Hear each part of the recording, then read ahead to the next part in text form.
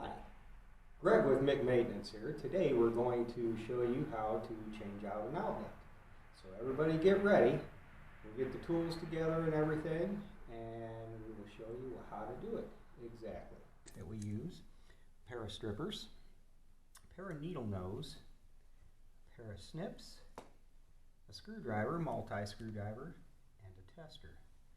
Well, first off, what we're going to do is we've already shut the power off, and we are going to change out the outlet. First we'll take the old one out. Now, even though I've shut the power off at the breaker, I am going to double check it just to ensure that the power is indeed off. Why? Because Mick Maintenance does not like to get shocked.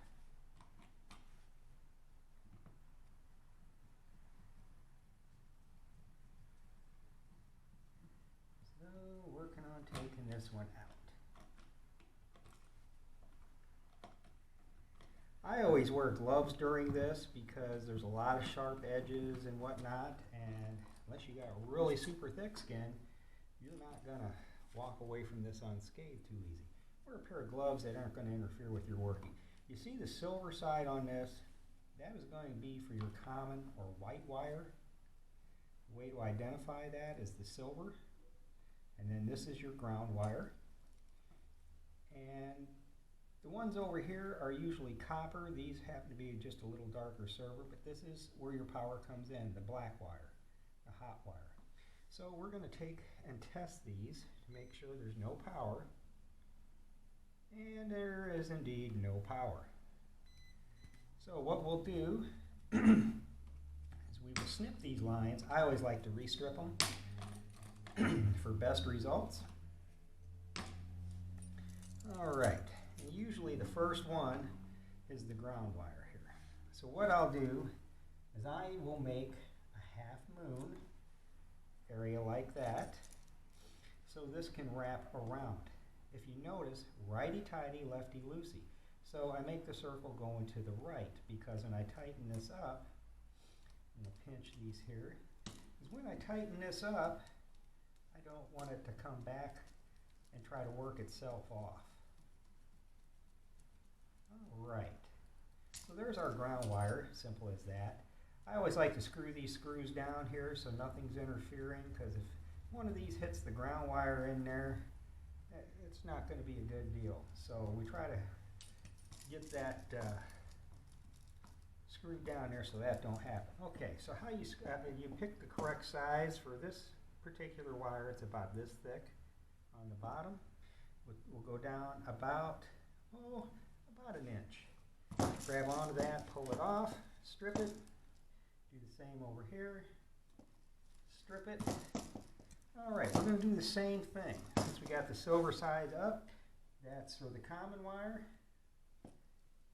We're going to go ahead and pop that on there like so.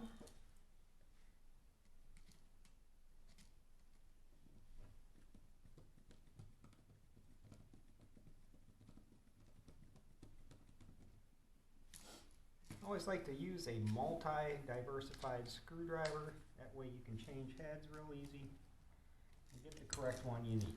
Alright, you got the white one on. Let's get the hot wire on. Very good, very good. Okay, slap that right on there, righty-tighty. Remember, lefty-loosey. And so.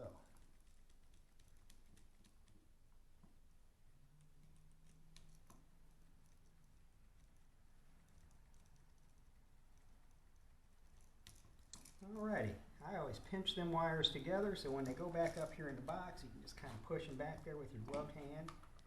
And then we want to mount these right side up.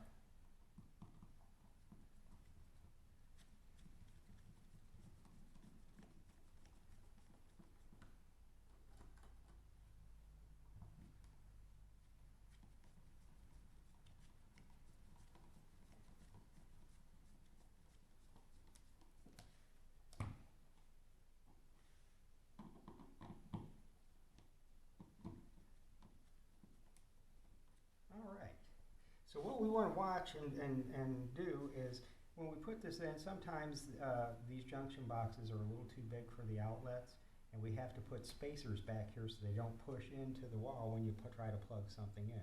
We will cover spacers in another video.